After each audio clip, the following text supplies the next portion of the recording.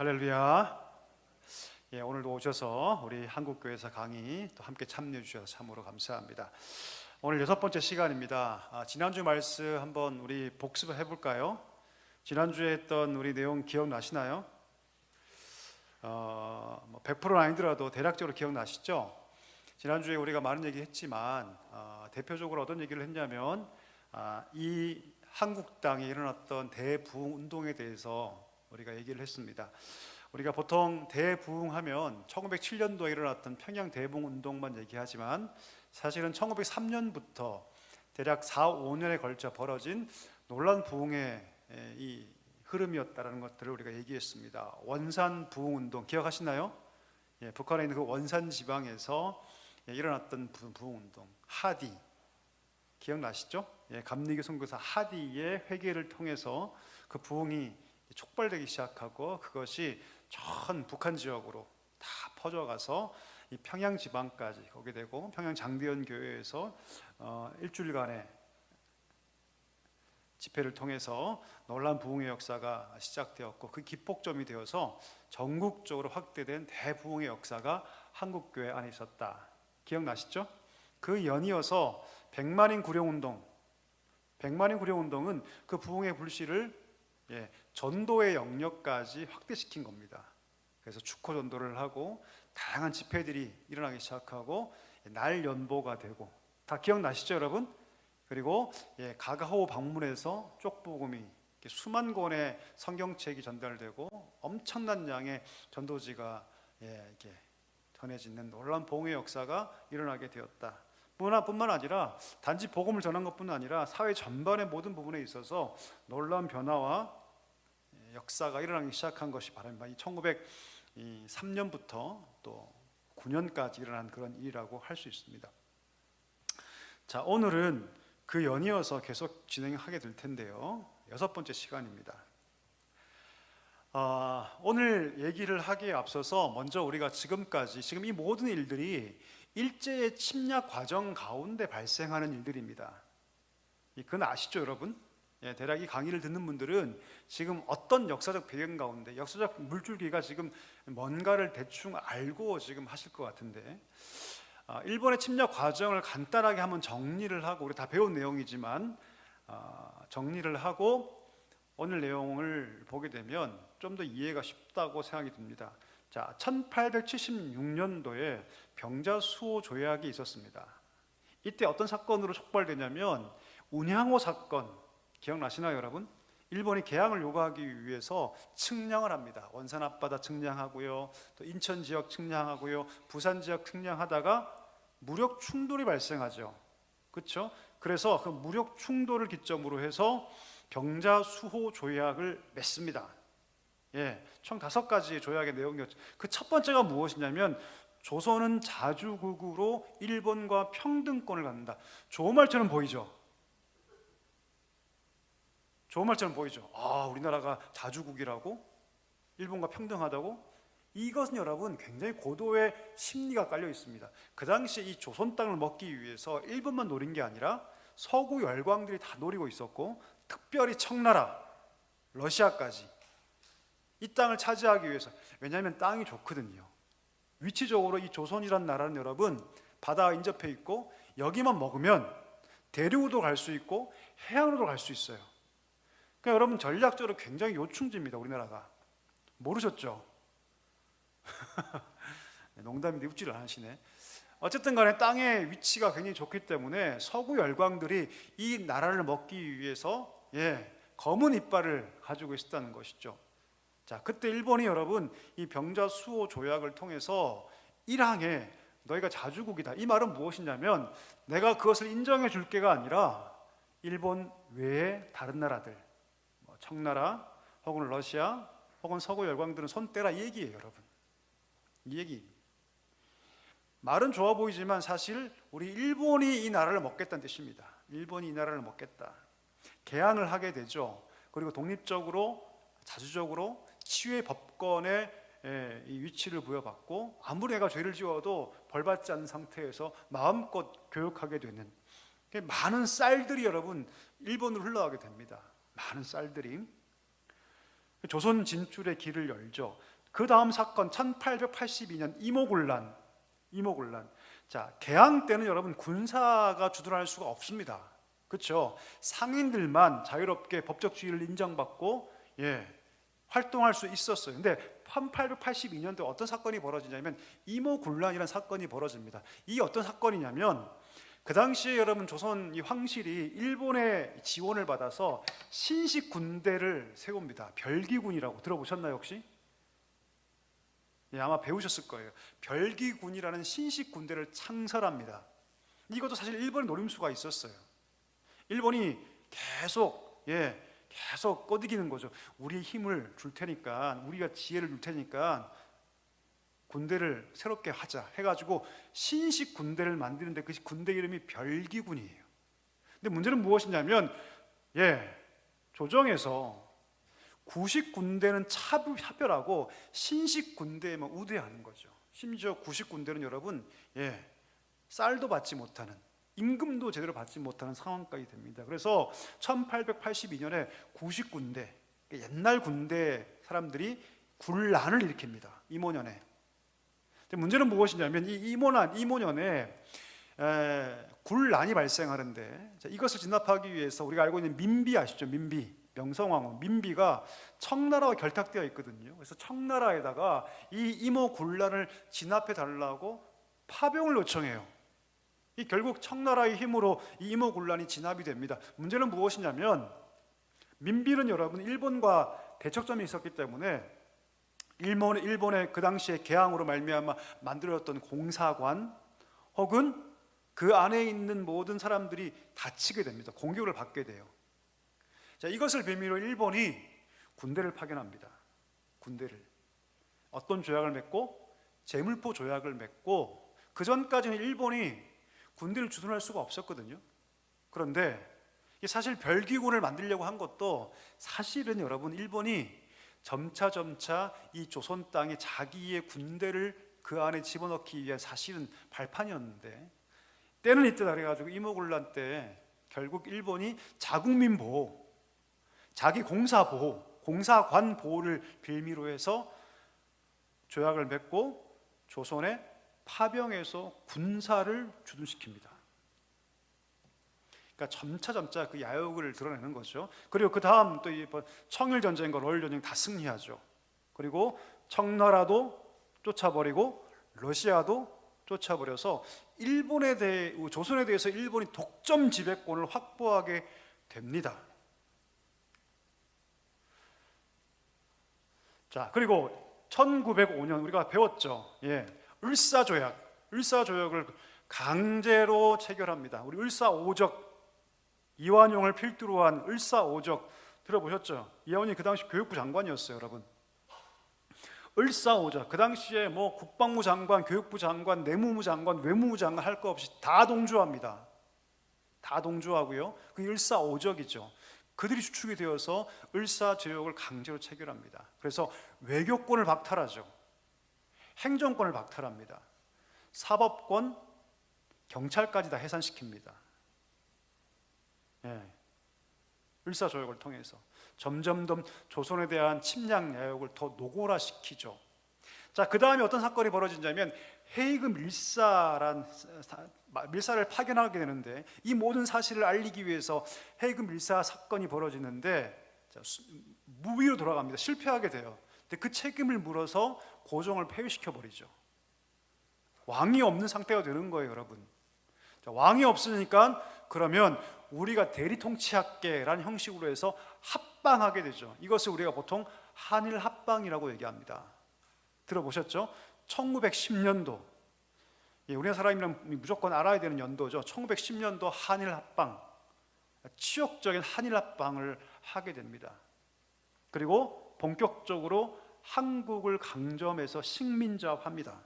그리고 그 전까지는 통감부였어요. 통감부, 총독부가 아니라 그 전까지는 통감부였는데, 통감부를 폐지하고 승격시켜서 우리가 지금 알고 있는 조선 총독부를 이때 만듭니다. 그리고 조선 총독부가 세워진 다음에 무단 통치, 그러니까 무력으로, 이따 보겠지만 무력으로 강압적으로 조선을 통치하기 시작합니다. 합방의 이름으로 왕을 폐위시켜버리고, 왕이 없으니까 이제 경찰권도 없고 사법권도 없고 외교권도 없고 아무것도 없으니까 합방의 이름으로 대리 통치를 하는 거죠.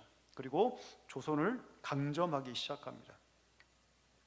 자, 이런 상황 가운데 지금 있는 거예요. 1909년도까지 여러분 우리나라 조선 땅 안에 엄청난 부흥의 역사가 일어나기 시작하는데, 이 정치적인 맥락과 함께 종교적인 기독교의 흐름이 급변하기 시작했다는 것을 알아야 합니다. 이 무슨 건물입니까? 조선 총독부 건물입니다. 예, 지금은 없지만 조선 총독부 건물이죠. 자, 그렇게 여러분 1910년도에 한일 합방이 됩니다. 그리고 일제의 총독부를 중심으로 한 무단 통치가 시작이 됩니다. 아까 제가 얘기했잖아요. 경찰권까지 다 뺏었다고. 그래서 치안 유지를 하기 위해서 일본은 경찰과 헌병대를, 그러니까 경찰과 일부 군인 조직을 합쳐요. 일원화시킵니다. 그래서 헌병 경찰, 여러분 옛날 영화 보면 일본 우리 순사들이 이게 무슨 순사복인데 군복 같고 이런 보셨죠, 여러분? 그렇죠?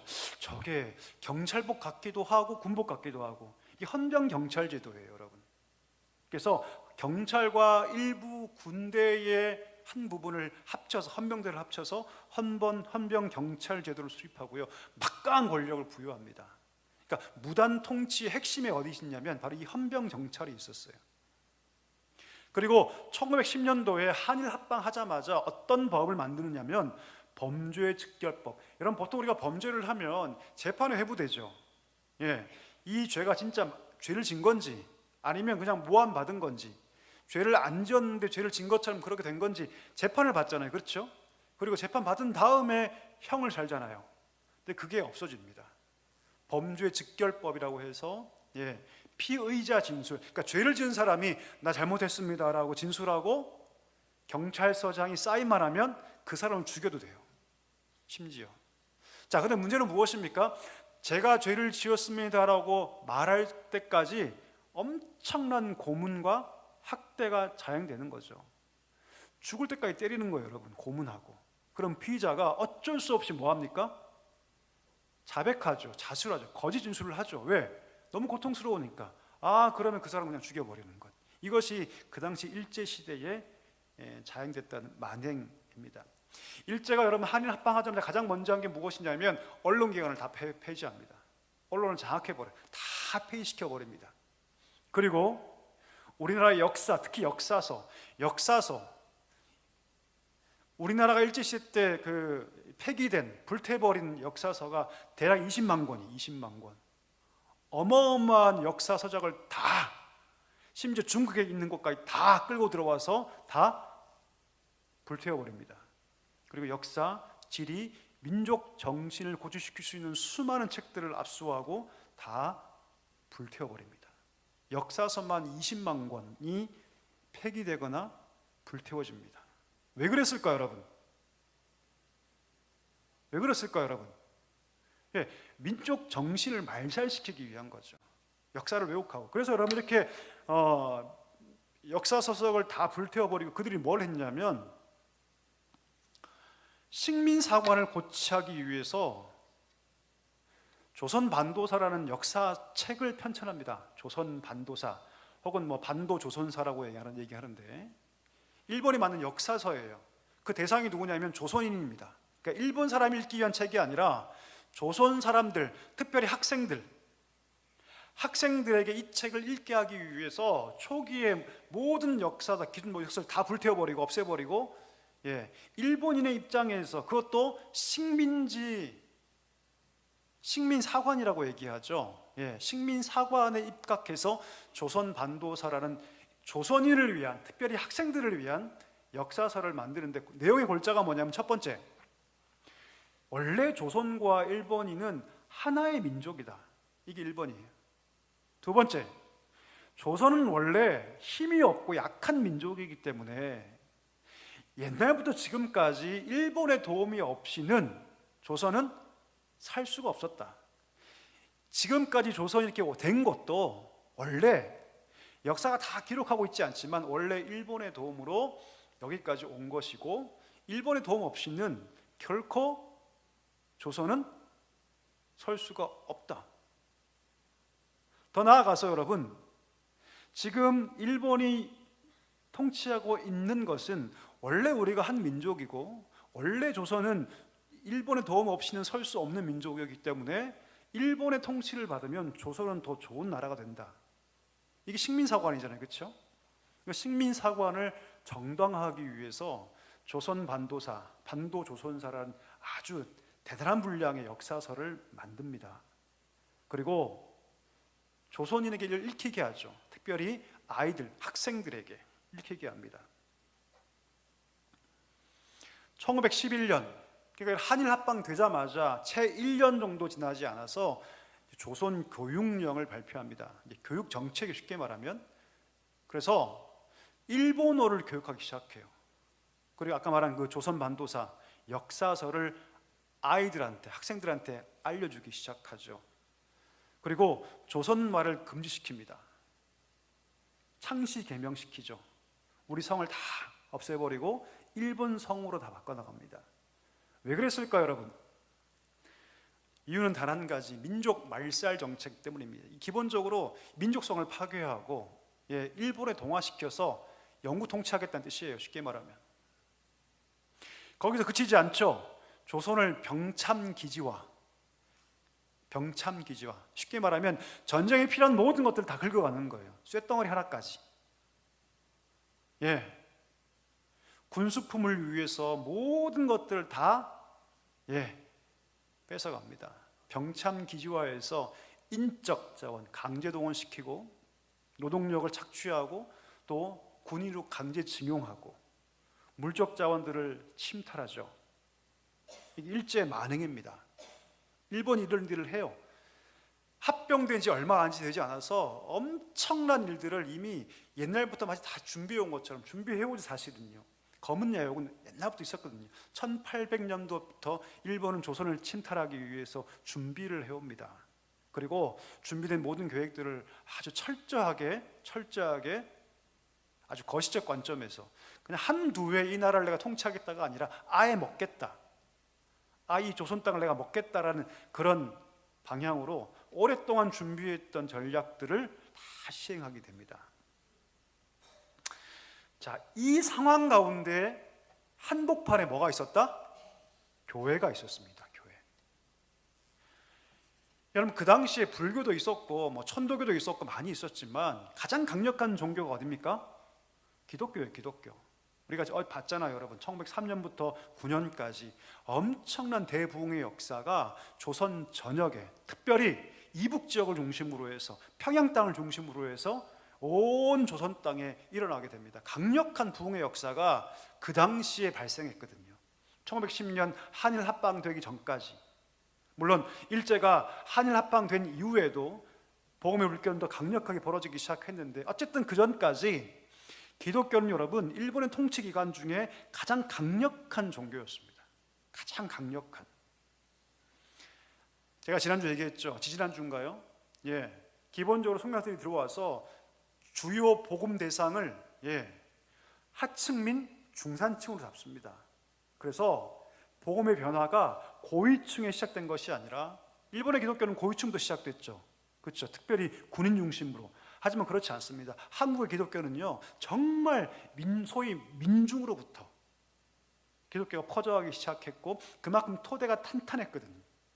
사회의 저변이 확대되고, 그 놀라운 변화들이 한복판, 우리 기본적인 그 민중의 한복판에서부터 벌어지기 시작하죠. 그래서 기독교는요, 사회, 국가, 더 나아가서 민족운동, 독립운동에 아주 깊이 있는 영향력을 발휘하게 됩니다. 사상적 토대가 되고 심정적 토대가 되죠.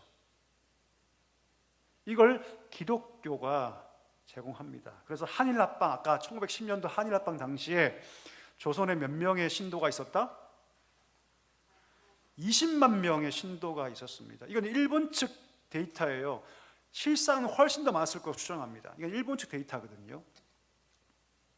그 당시엔 여러분, 우리나라가 이것을 조사할 만한 능력도 없었어요, 사실은요. 조선에는 여러분 20만 명의 신도, 1900개의 집회소, 교회입니다. 쉽게 말하면 보이는 거 처소로서의 건물로서의 집회소가 1900개, 300개 이상의 기독학교, 그리고 3만 명의 학생, 270명의 외국인 선교사, 2300명의 조선인, 교역자, 저와 같은 목회자, 그 외에 많은 병원과 고아원을 누가 갖고 있었다? 기독교가 갖고 있었어요. 강력한 조직입니다. 한일 합방 당시에. 그러면 일제가 볼 때는요, 이거 어떻게 해야 할까 고민될 수밖에 없죠. 무조건 탄압할 것인가? 그것도 어려워요. 왜? 그 한복판에 누가 있어요, 여러분? 외국인 선교사가 있거든요. 함부로 외국인을 공격하면 국제 문제로 비화됩니다. 나라와 나라가 싸울 수밖에 없어요. 그래서 외국인 선교사가 있었기 때문에 함부로 기독교를 탄압할 수도 없어요. 그렇다고 해서 반일 감정을 부추기고 민족 운동과 독립 운동에 상당한 힘을 발휘하고 있는 기독교를 그냥 둘 수가 있다 없다? 없는 거죠. 일본에 굉장히 골칫거리입니다. 그래서 여러분, 이토 히로부미 아시죠? 이 사람은 여러분 초대 통감입니다. 총독이 아니에요. 초대 통감입니다. 통감. 이토 히로부미가 처음에는 회유 정책을 펴니다. 처음부터 막 기독교를 극렬하게 탄압한 것이 아니라 처음에는 회유 정책을 펴요. 왜? 아까 얘기했죠. 270명에 한 300명 가까이 외국인 선교사가, 다양한 국적을 가진 선교사가 와 있었기 때문에 그들을 대외 선전의 도구, 우리 일본이 조선을 막 그렇게 나쁘게 하는 게 아니라 좋은 뜻으로 하는 거다. 봐라, 조선이 이렇게 힘들고 어렵고 지금 막 난리가 나고 있고 이러니까 우리가 도움 주는 거다라는 식으로 자신을 가장하고 그 선교사를 통해서 대외 선전에 동원하고자 회유 정책을 펴니다. 그리고 교회에 있는 청년들 혹은 학생들, 단체들을 후원하죠. 왜 그럴까요, 여러분? 채찍과 당근이 있으면 당근을 주면서 야, 하지 마, 우리가 잘해줄게. 왜 일본에 대해서 이렇게 반감을 가져? 우리가 잘하려고 온 거야, 도와주러 온 거야. 이렇게 여러분 처음에는 회유 정책을 하거든요. 근데 이토 히로부미가 우리가 알지 암살당하죠. 그렇죠? 그 뒤로 3명의 통감이 더 옵니다. 3명의 통감이 오고 1910년도에 한일 합방 이후에 조선 총독부가 설립된 이후에 초대 총독으로 누가 오냐면 데라우치라는 사람이 옵니다. 들어보셨죠?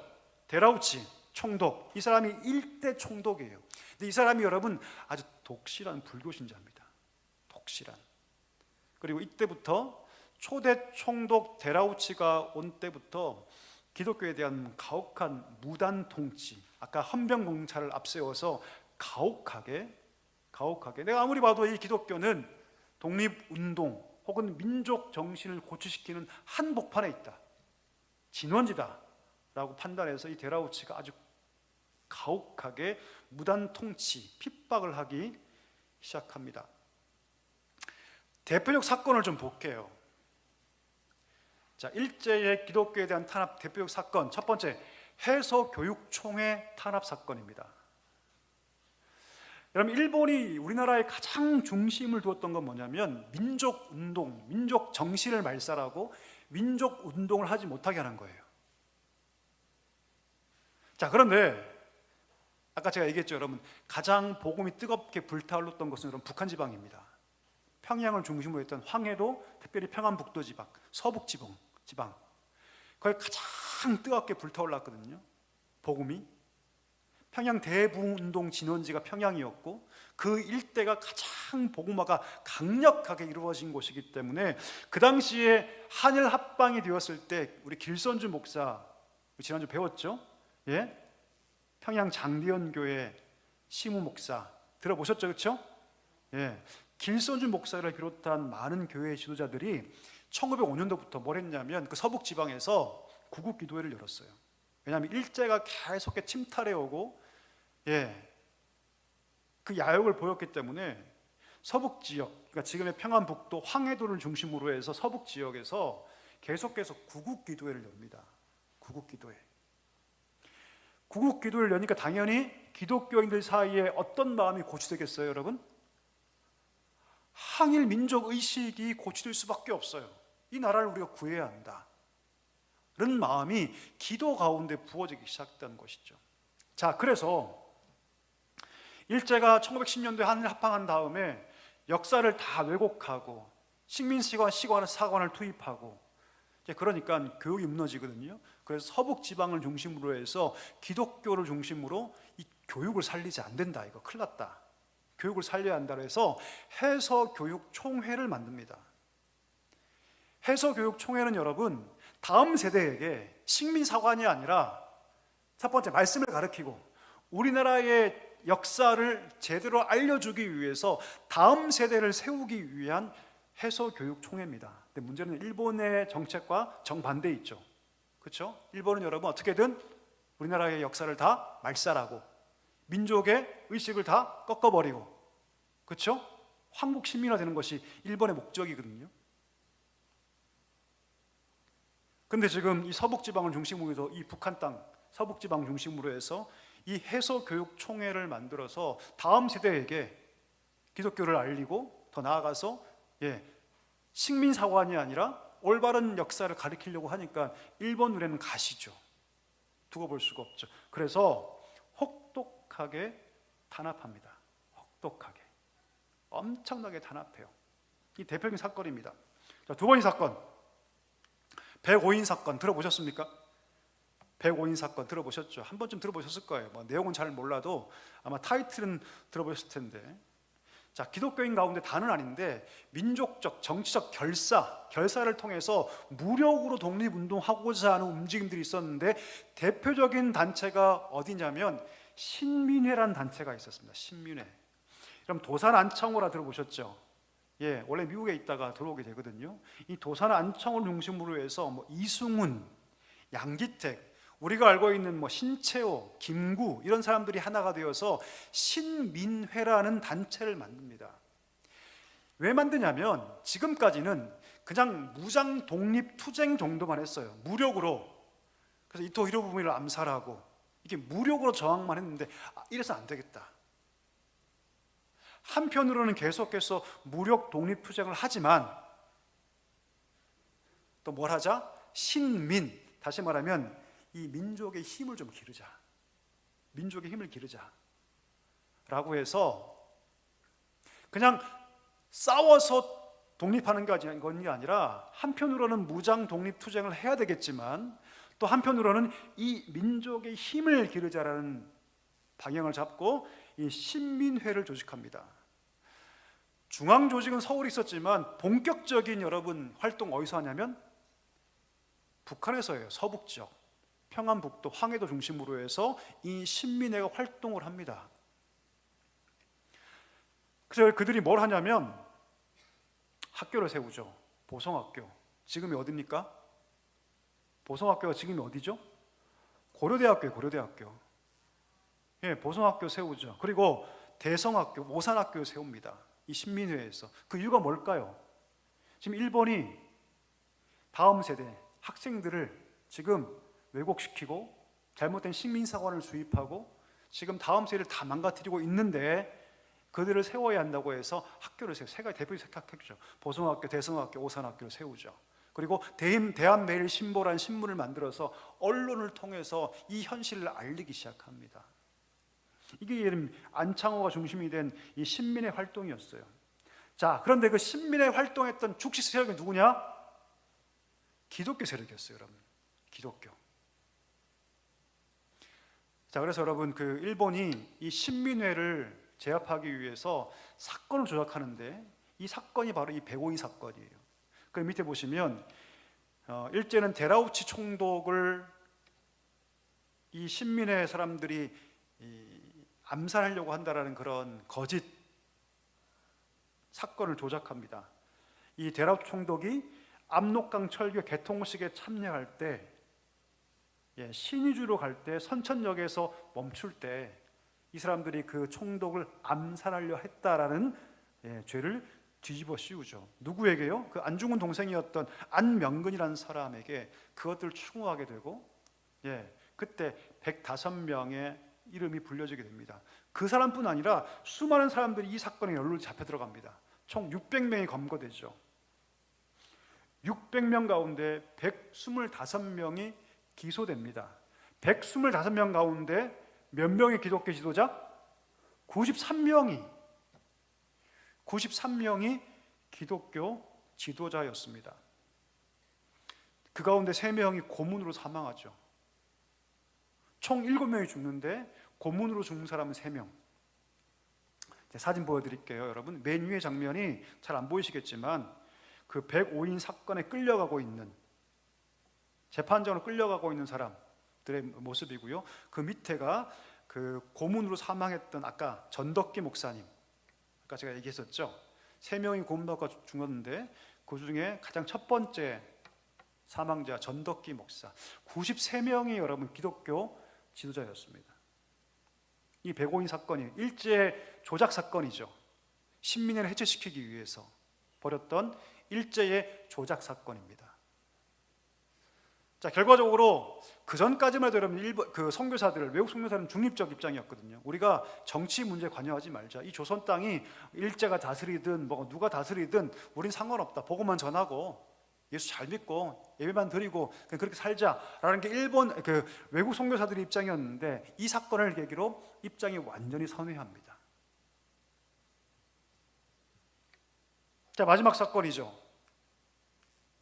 3.1 독립운동. 3.1절 다 아시죠? 예, 3.1절, 3.1 독립운동은 여러분 비폭력 운동입니다. 비폭력 만세 운동이에요. 그 전까지는 항일 무력 투쟁을 많이 했었죠. 그렇죠? 신민회를 중심으로 해서 항일 무력 투쟁을 많이 했는데, 이 3.1 운동은 여러분 비폭력 만세 운동입니다. 만세 운동. 1910년도에 한일 합방이 된 다음에 여러 가지 사건이 벌어져요. 어떤 사건이 벌어지냐면 1차 세계대전이 끝납니다. 그리고 미국 대통령을 중심으로 민족 자결주의라고 하는 아주 중요한 사상이 선포가 되죠. 그리고 1919년 3월에 누가 죽냐면 1월에 누가 죽냐면 고종이 죽어요. 그 고종을 누가 죽입니까? 누가 죽입니까? 일본이 죽여요. 일본이.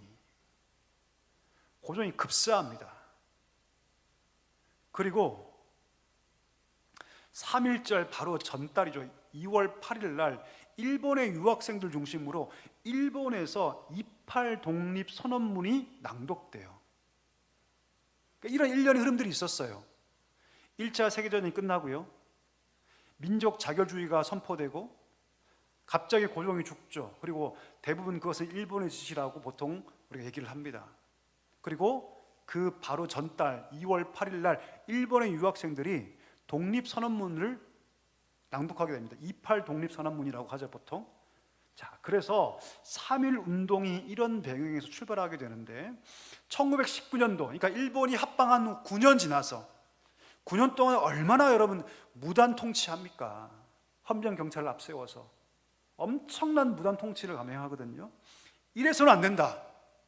역사가 다 왜곡되고, 이래서는 안 된다라고 해서 1913년 3월 1일에 서울 탑골공원, 파고다공원과 태화관, 그리고 전국 9개 지역에서 독립선언서를 선포합니다. 누가 이 독립선언서를 초안을 만듭니까? 최남선이라는 사람이 초안을 만들고, 누가 완성하냐면 한용운이라는 사람이 여러분 이것을 완성하죠. 독립선언문을 낭독하고 짧게는 2달 동안, 왜냐하면 무단 통치 기간이었기 때문에 일제가 아주 강하게 이 3.1 운동을 다 저지하거든요. 엄청난 사람이 죽어요 여러분. 수천 명이 학살됩니다. 근데 이 전쟁이 어디까지 가냐면 한 1년까지, 해외까지 번져갑니다. 해외에 있는 제외동포까지 흘러가서 비폭력 만세 운동으로, 그래서 항일 민족 의식을 고취시키죠. 항일 민족, 우리에서는 안 된다. 더 이상 이렇게 가다가는 일본의 밥이 되고 결국 이 나라가 다 없어진다라고 생각해서 그렇게 흘러가던 것들이 이 3.1 만세 운동을 통해서 다시 한 번 더 우리 모든 민족의 마음 가운데 항일 의식이 고취되기 시작하고 독립에 대한 열망들이 일어나기 시작하죠. 자, 2개월 동안 200만 명의 한국 사람들이 동참합니다. 전국 232개 군에서 1491건의 만세 시위가 일어나요. 대략 1500건의 만세 시위가 일어납니다. 일제가 강하게 탄압하죠. 몇 명이 죽냐면 한 8,000명이 죽어요, 여러분. 7,979명이 학살되고 15,961명이 부상당합니다. 자, 이 3.1 운동에 기독교인들이 아주 너무나 중요한 역할을 담당하죠. 투옥된 사람의 절반이 기독교인입니다. 자, 민족 대표 33인이 선정되죠. 그렇죠? 그 중에 물론 불교도 있고 천도교인도 있었지만 16명이 기독교인입니다. 무슨 말일까요, 여러분? 한국 기독교는 민족의 고난의 현장에 함께 고통받는, 고난받는 종교가 그 당시에 기독교였다는 것을 우리가 알 수 있죠. 사진 한번 볼까요? 비폭력 만세 운동. 무력으로 저항하는 것이 아니라, 총칼 들고 싸우는 것이 아니라 그냥 만세, 독립선언문을 낭독하고 전국 1,500개 구도에서 항일 민족 정신을 고취시키는 3.1 운동, 굉장히 중요한 사건입니다, 여러분. 이 사건이 끝난 다음에 우리가 알고 있는 상해의 임시정부가 세워집니다. 신민회가 탄압돼서 다 이렇게 해외로 나가거든요. 더 이상 이 국내에서는 활동할 수가 없겠다 해가지고 해외로 갔는데 어디로 갑니까? 상해 만주로 가거든요. 그래서 그 상해에서 1919년 이 만세 운동이 끝나고 3월 달에 끝나는데 9월에 상해에서 우리가 알고 있는 상해 임시정부가 신민의 조직 중심으로 해서 상해 임시정부가 세워지게 되는 것이죠. 자, 이 3.1 만세 운동, 3.1 운동의 가장 끔찍한 사건이 무엇이냐면 제암리 학살 사건이에요. 들어보셨나요, 여러분? 1919년도 3월 30일 바란이라는 곳이, 바란이 어디냐면 지금의 경기도 화성입니다. 경기도 화성에 가면 향남이라는 곳이 있거든요. 그 향남의 바란읍에서 바란 장터가 있는데 그 장터에서 1,000명에 달하는 사람들이 모여서 만세 운동을 펼칩니다. 근데 이 만세 운동을 진압하기 위해서 일본군이 파괴되는데 일본 육군 중위 아리타 도시오라는 사람이 11명의 보병과 함께 꾀를 내죠. 어떤 꾀를 내냐면 미안하다, 우리가 너무 과도하게 진압한 것 같다, 우리가 사과할 테니 다 모여라. 그래가지고 제암리 교회에 사람들을 모으게 합니다. 젊은 아이까지 다 모으게 하죠. 남자들 다 모여라. 그래서 우리가 정식으로 사과하겠다라고 위장수를 펼칩니다. 거짓말을 하죠. 자신들이 과잉 진압한 것에 대해서 우리가 사과하겠다. 그래서 17세인가 이상 남자 다 모이게 합니다. 그 교회에다가, 제암리 교회. 그리고 문을 다 잠가버리고 기름 붓고 불을 지르죠. 불을 지릅니다. 그리고 불을 피해서 탈출하는 자들에게 뭐합니까? 조준사격해요. 지금 이 그림입니다, 여러분. 이 교회예요, 교회. 저기 종탑 보이시죠, 여러분? 제암리 교회 사람들을 모아놓고 불을 붙이고 나오는 사람들을 총살합니다. 총 몇 명이 죽냐면 37명이 죽어요. 그리고 그 제암리 촌이에요, 촌. 그 제암리 총 33채가 있었는데 이 불로 말미암아 불이 옮겨붙어 해가지고 총 31채, 거의 다 탑니다. 제암리가 다 타요, 이 일로 인해서. 여기뿐 아니라, 여러분, 이건 대표적 사건이고요. 여기뿐 아니라 평안남도 강서지방의 강서 학살 사건 49명이 죽죠. 평안남도 맹산 학살 사건 60명이 죽습니다. 여기뿐 대표적 사건들이 여러분 혹독하게 기독교를 탄압합니다. 일제시대 때. 자, 오늘 여기까지 할 텐데 여러분, 놀라운 하나님의 부흥이 이 땅 가운데 부어지고 그와 결을 같이 하면서 역사의 가장 어두운 때를 기독교가 지금 이렇게 보내고 있는 거죠. 그렇죠? 자, 무단 통치의 시대가 끝나고 이제 문화 통치의 시대로 넘어갑니다. 일제가. 자, 그때부터 또 기독교가 스탠스를 달리하기 시작해요. 여러 교파가 갈리기 시작하거든요. 특별히 다음 주에는 이 신사참배 문제에 대해서 함께 다룰 텐데, 자, 어쨌든 간에 기독교가 이 상황에서 어떤 역할을 감당했는가를 잘 볼 필요가 있습니다. 그렇죠? 기독교는 여러분 사실 이 민족의 문제 앞에 등한시하지 않았습니다. 등 돌리지 않았다는 것이죠. 그 속에 함께했고 사상적 기반을 제공했고 그들이 울고 고통당할 때 함께했던 종교가 뭐였다? 기독교였다.